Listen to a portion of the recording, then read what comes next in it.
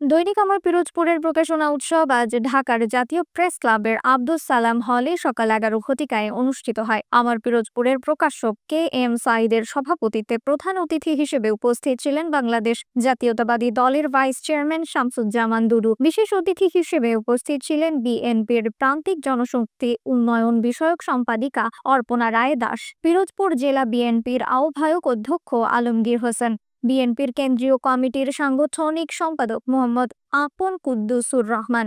আরও উপস্থিত ছিলেন নাজিরপুর উপজেলা বিএনপির আহ্বায়ক মোহাম্মদ মিজানুর রহমান দুলাল, উপজেলা বিএনপির সদস্য সচিব আবু হাসান খান, দৈনিক আমার পিরোজপুরের সম্পাদক অনুপ কুমার শিকদার, ব্যবস্থাপনা সম্পাদক এস এম সিপার, নির্বাহী সম্পাদক মোহাম্মদ এনামুল হক কবির, বার্তা সম্পাদক মোহাম্মদ নাইমুল হাসান, যুগ্ম বার্তা সম্পাদক মোহাম্মদ মশিউর রহমান প্রমুখ।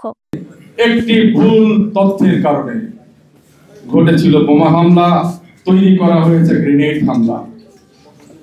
আমরা দেখেছি পত্রিকায়, আমরা ছবিও দেখেছি, লিখেছে বারবার যে শেখ হাসিনার গাড়িতে গুলি করা হয়েছে যতক্ষণ গাড়িটা চলতেছিল। আসলে একটি গুলিও কিন্তু ওই গাড়িতে লাগেনি। ওখানে ছিল ড্রিল মেশিন দিয়ে কতগুলো ছিদ্র করা।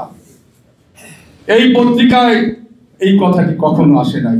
যখন এই মার্সিডিজ ব্র্যান্ড তারা দেখলো যে এই তথ্যটি ঠিক নয়, অন্যরা যখন এটি তদন্তের জন্য বাংলাদেশে আসতে চাইল, আনফরচুনেটলি রাতের অন্ধকারে ওই গাড়িটিকে পড়িয়ে দেওয়া হয়েছিল।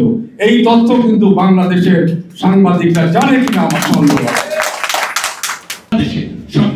সংবাদপত্র এবং সাংবাদিকদের নিজের অধিকার এবং অন্যের অধিকারকে রক্ষা করার যে লেখনী তাদের এই কলম যুদ্ধ চালিয়ে যাবেন। নিউজ ডেস্ক, রিফাত আর ইসলাম, ভোরের আকাশ।